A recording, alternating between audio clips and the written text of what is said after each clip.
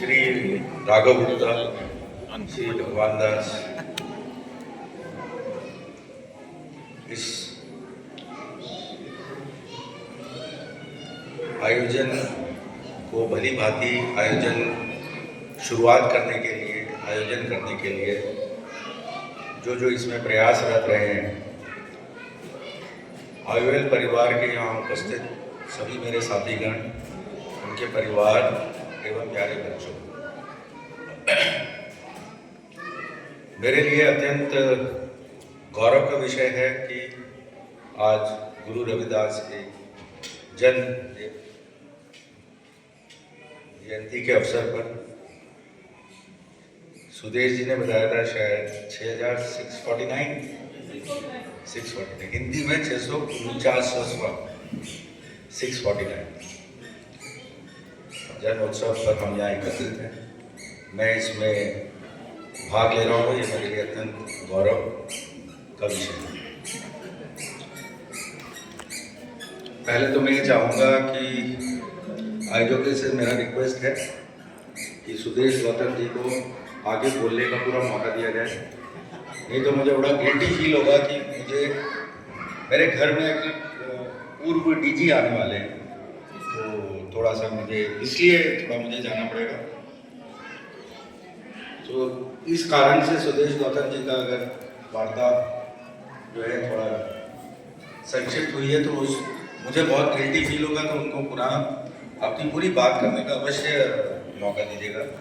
ये उनका, क्योंकि जिस पैशन के साथ, जिस जज्बे के साथ वो बोल रहे थे, बहुत ही मतलब मैं एकदम इन्वॉल्व हो गया था। And I was in fact feeling sad कि मुझे जाना पड़ेगा। I would have love to hear it completely. मेरा बैकग्राउंड एक्चुअली एजुकेशन 10th और 12th यूपी बोर्ड से है, लखनऊ माध्यमिक शिक्षा परिषद जो इलाहाबाद से है। अतः कुछ एक बातें मैं इसमें से आसानी से समझ पा रहा था, बट ये मुझे भी नहीं पता था कि ये जो कटौती मन चंगा तो कटौती में गंगा की कहावत या क्या सूक्ति बोलते हैं ना, कुछ ऐसे करके सही, वो यहाँ से निकल के आई थी। मेरे को वाकई में पता नहीं था, मतलब पता था कि इसका मतलब क्या है, बट इसका सृजन कहाँ से हुआ है। मैं गौतम जी का बहुत बहुत धन्यवाद करूंगा कि ये भी ज्ञान आज मेरे को पता चला, क्योंकि हम लोग लेफ्ट एंड राइट इसको अपनी लाइफ में बहुत यूज करते हैं।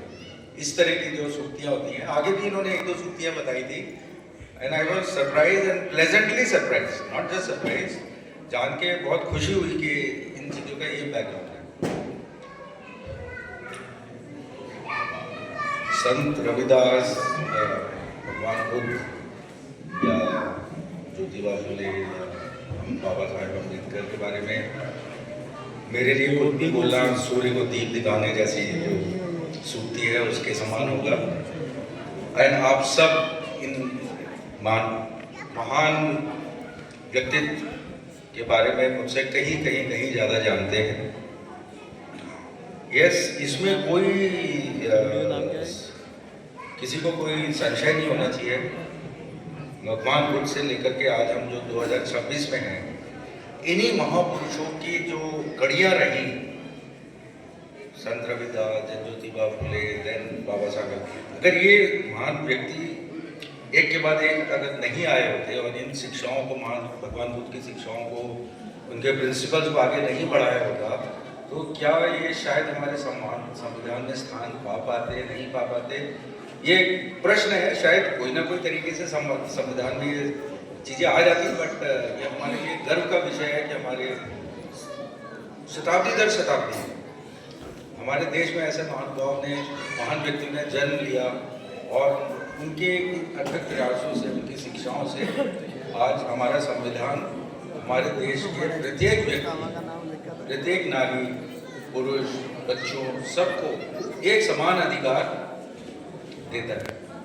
हमें रियली सल्यूट करना चाहिए जो कॉन्स्टिट्यूएंट असेंबली के president doctor Rajendra Prasad and then doctor Baba Saheb Ambedkar, इस तरह की जो प्रतिष्ठाएं थी, जिन्होंने अथक प्रयास से देश के, विदेशों के, संसार के विभिन्न संविधानों को स्टडी करके और महात्मा बुद्ध और संत रविदास इनकी शिक्षाओं को उसमें इनकॉर्पोरेट करते हुए डवटेल करते हुए एक ऐसा संविधान तैयार किया जो आज हमारे विकसित भारत, आत्मनिर्भर भारत, प्रोग्रेस करते हुए भारत के लिए नींव का काम कर रहे हैं। आज का हमारा इंडियन सिटीजन अपने को सेफ फील करता है, प्रोटेक्टेड फील करता है, उसे अपने राइट्स का पूरा पता है, उसे पता है कि राइट्स वायलेट नहीं हो सकती। जो हमने अभी जो शपथ ली है यहाँ पे, वो शपथ अपने आप में निश्चित कराती है कि किसी भी इंडियन सिटीजन की कोई भी राइट कभी वायलेट कोई नहीं कर सकता। It is protected by various articles and सब आर्टिकल्स ऑफ कॉन्स्टिट्यूशन, जो समय समय पे उसके अमेंडमेंट होते रहे हैं for the progress of the country. Last year भी मैं आया था, आई थिंक उसमें कुछ सिख लोग थे जो यहाँ पे कीर्तन भजन कुछ हुआ था, बहुत अच्छा लगा था।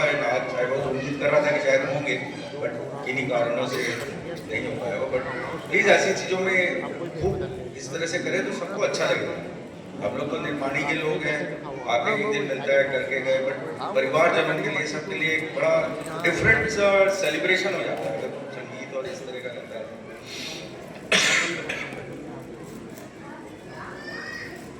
और मुझे ये भी याद है कि पिछली बार इसी मन से मैंने शायद एक वादा किया था, और आज मैं जब फिर आया तो मैंने देखा उस वादे पे कोई अमल नहीं किया है हम लोगों ने।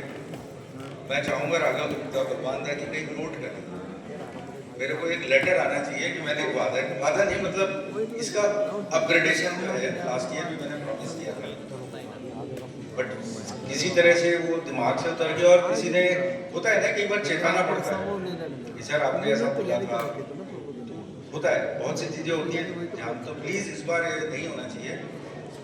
अब मेरा समय तो बहुत कम है, मई तक इतना यहाँ तक पहुँचे, but I would definitely want कि इसके नेसेसरी अप्रूवल्स टाइमली हो जाए। डेफिनेटली मैं चाहूँगा यहाँ पे फॉल सीलिंग होनी चाहिए, प्रॉपर डोर्स विंडोज, और ये ऐसा लगना चाहिए कि जब मायल परिवार के लोग अपने परिवार और बच्चों के साथ जब यहाँ आए तो उनके एक खुशी, एक पॉजिटिविटी की फीलिंग आनी चाहिए। दीवारें वाइट हो, something like that, something modern upgradation करने की ज़रूरत है। तो प्लीज़ ऑफिशियल मोड में किसी तरह आईपीएल हेडक्वार्टर में लेटर दीजिए, हम स्टेट मैनेजमेंट और मेंटेनेंस को इस काम में लगाएंगे एंड कोशिश करेंगे कि फरवरी मार्च अप्रैल से यहाँ पे कुछ काम शुरू हो जाए एंड बरसात के पहले ख़त्म हो जाए तो ठीक है, नहीं तो जैसा भी। आपका ज़्यादा समय भी नहीं लूँगा, मुझे पता है कि सुदेश गौतम के थे काफ़ी पैशनेट स्पीकर्स वक्ता अभी और हैं, और सुदेश गौतम जी को भी अपनी बात पूरी करनी है। मैं आयोजकों को अपने पूरे दिल से बधाई भी देना चाहूँगा इस आयोजन के लिए, धन्यवाद भी देना चाहूँगा कि उन्होंने मुझे यहाँ बुलाया मुझे मुख्य अतिथि की तरह से। आगे अभी जो फंक्शन चले उसके लिए मेरी पूरी शुभकामनाएं, एंड साल दर साल और इस तरह के फंक्शंस आप लोग करते रहिए और संत रविदास जैसे महापुरुषों, in fact I think Jyotiba Phule के भी फंक्शन में मैं आया था। ज्योतिबा फुले को मैं बिल्कुल कुछ नहीं पता था। बचपन में अमर चित्र कथा पढ़ने का मुझे बहुत शौक था, तब मुझे पहली बार तुकाराम, ज्योतिबा फुले, इन सब लोगों के बारे में ज्ञान हुआ। आज पता नहीं आजकल के बच्चे अमर चित्र कथा पढ़ते हैं कि नहीं पढ़ते, पता नहीं। चंदा मामा, लोटपोट, अमर चित्र कथा, हम उस जनरेशन के हैं। तो अच्छा लगता है जब ये सब नाम आते हैं ना, तो वो सब पत्रिकाएं ध्यान में आती हैं, अपना बचपन याद आ जाता है। एंड तो मैं आप सबको बहुत बहुत धन्यवाद मुझे यहाँ आमंत्रित करने के लिए। एट द सेम टाइम थोड़ा भारी मन से थोड़ा आपसे विदा भी लेना चाहूँगा, क्योंकि जो आ रहे हैं मेरे घर पे वो भी मेरे फादर फिगर की तरह हैं। डोगरी साहब आ रहे हैं। 2011 में वो चेयरमैन की तरह रिटायर हुए थे, मैं तब बोर्ड में डायरेक्टर था। मुझे उनकी भी सम्मान में घर पे हाजिर होना होगा, तो मुझे प्लीज़ थोड़ा अलाउ करिए जाने के लिए। Thank you so much and have a great